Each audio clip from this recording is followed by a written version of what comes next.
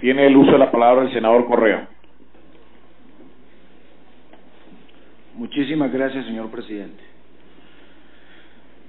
Teniendo dos puntos de vista, y quiero felicitar a la senadora Nadia Ablé por tan importante debate que ha suscitado todo el interés nacional, no solamente regional. Hay dos claridades, una desde el punto de vista técnico-científico. Desde el punto de vista técnico-científico, a bien como lo exponía la senadora, existen dos vacunas, la tetravalente y la bivalente. La tetravalente se ataca 4 de las 150 cepas que podrían ocasionar, y donde las de mayor prevalencia son la 16 y 18 en el cáncer cérvico-uterino, y la 6 y la 11 en las alteraciones dermatológicas que se llaman comúnmente verrugas genitales, o en la zona de exposición donde se haya tenido contacto.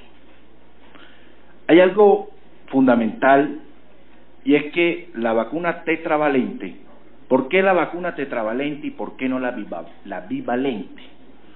Porque sabemos que la tetravalente tiene, y como lo ha dicho el senador, ninguna vacuna puede estar exenta, por mucho estudio y por mucha análisis científico basado en la evidencia, de efecto adverso. Y ninguna vacuna tiene un efecto, es un concepto casi que globalizado, tiene el 100% del efecto terapéutico. Sabemos que la tetravalente tiene una efectividad terapéutica casi que en un 70% en el tratamiento de las cepas 16 y 18, y que en las cepas 6 y 11 tiene una efectividad de aproximadamente un 90%. Por supuesto que revisando esto desde el punto de vista científico, como médico, nos toca revisarlo basado en la evidencia, a bien como lo decía el senador Ospina. Y basado en la evidencia, resulta que esta vacuna, orgullosamente de una génesis colombiana, ha sido revisada por más de 6 años, casi que 8 años, por la FDA. Ha sido revisada por la MHRA, que es la autoridad en el Reino Unido, por la EMA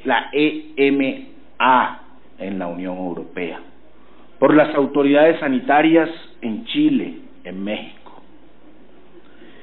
Quiero decirles que cuando uno analiza este caso y se ha mandado a las autoridades que hacen el control de lo correspondiente al análisis físico-químico de la vacuna, en este caso llámese INVIMA, Instituto Nacional de Salud, uno encuentra que la tetravalente en la composición tiene como adyuvante, tiene el hidroxifosfato de aluminio.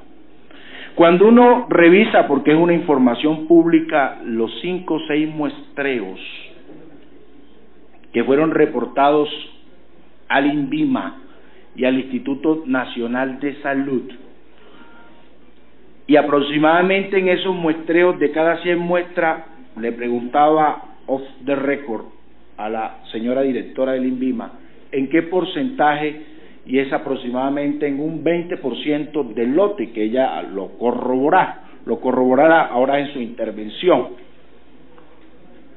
¿Qué nos reportó el estudio físico-químico del análisis?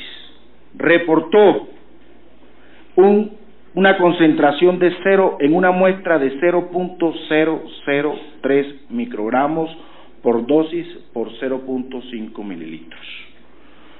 Otra concentración de plomo, por supuesto, como bien lo habían dicho tanto el ministro como la senadora y los diferentes intervinientes, de 0.004 microgramos por la concentración anteriormente leída. Otra de 0.007, otra de 0.004, otra de 0.006, otra de 0.007. Y cuando uno revisa si el plomo hace parte de los activos de la tetravalente, de los factores de los que componen la tetravalente, uno no ve el plomo. Entonces uno se va a los efectos adversos del plomo y tiene unos signos y síntomas muy parecidos a la sintomatología que presentan las pacientes en este grupo etario que ha presentado estos episodios en estudios. Pero resulta que cuando me voy a la literatura científica de la intoxicación por plomo, hablan de concentraciones de 3 microgramos en adelante, hasta 10, para tener todos estos signos y síntomas. Entonces yo voy descartando basado en la evidencia. Entonces, hoy sabemos de que la vacuna tetravalente, bien como lo han dicho las autoridades sanitarias y de aprobación de dichas vacunas, han reportado que tienen unos efectos adversos, entre ellos las mismas convulsiones, el dolor intenso y el enrojecimiento en el lugar de la aplicación, las molestias musculares, como un efecto adverso. La conclusión es que hoy, basado en la evidencia, que es lo que desde el punto de vista científico como médico nos entra y nos cabe la responsabilidad de revisar, hasta hoy no hay ninguna anormalidad que impida los programas nacional de vacunación contra el virus del papiloma humano. Pero resulta un factor muy, pero muy importante, y es el segundo, y es el índole social, que le agradezco al senador Ospina porque usted ha descrito lo que muchos de nosotros costeños hemos callado.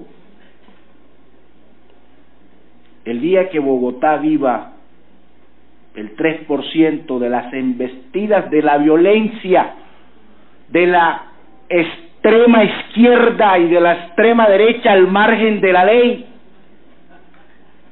ese día sentirán lo que sienten, el desplazamiento no solamente por la violencia, sino el desplazamiento social que hoy tiene un municipio como el Carmen de Bolívar, encallado en el centro de los Montes de María, que ha habido el rezago administrativo del Estado por culpa de unos inescrupulosos violentos que no dejaron llegar el progreso y que maltrataron psicogénicamente y causaron un estrés social, no solamente en esta población, sino en toda la población que vivió la embestida de la violencia desde los años 70. Los que no saben lo que es un ruido de esas cosas nefastas, de rifles y de fusiles, no se imaginan el pánico que causa. Yo vengo de un pueblo que fue golpeado en el departamento de Córdoba por la violencia y sé que eso es difícil de superar, muy difícil, senador Ospina, es horrible, y he tenido el grado y la oportunidad del Dios Todopoderoso de cambiar mis condiciones. Pero vaya a ver ese pobre que vive sufriendo ese estrés social. Señor ministro y señor viceministro y señora senadora con su venia, yo sí solicito muy respetuosamente, a bien como lo decía el senador Uribe, un acompañamiento permanente basado en 2 evidencias. En la evidencia científica, porque para la misma FDA es tan importante estudiar lo que pasa en el Carmen de Bolívar, que se va a convertir esto en una literatura científica, bien como lo decía el honorable senador. Como también tendríamos esta misma Comisión Séptima de hacerle un acompañamiento social donde no solamente esté el Ministerio de Salud, sino todos los órganos de apoyo social por parte del Estado, y hacer un seguimiento hasta que se tenga una abolición total de la presentación de los signos y síntomas característicos y que ya han descrito y que no quiero reincidir en los mismos.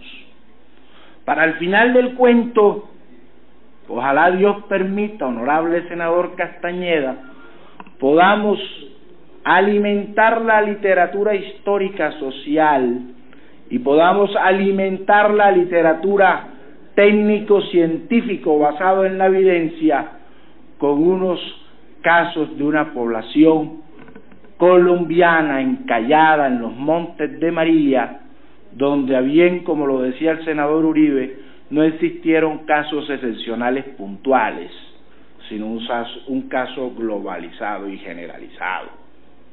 Muchos hoy los llaman, porque yo también fui médico de urgencia, allá se llamaba conversivo en su momento, cuando llegaban y uno sabía que era, y usted, senador, que hizo su año rural, sabe, y muchos de los que hacen el año rural saben que eso es casi que directamente proporcional con la situación socioeconómica.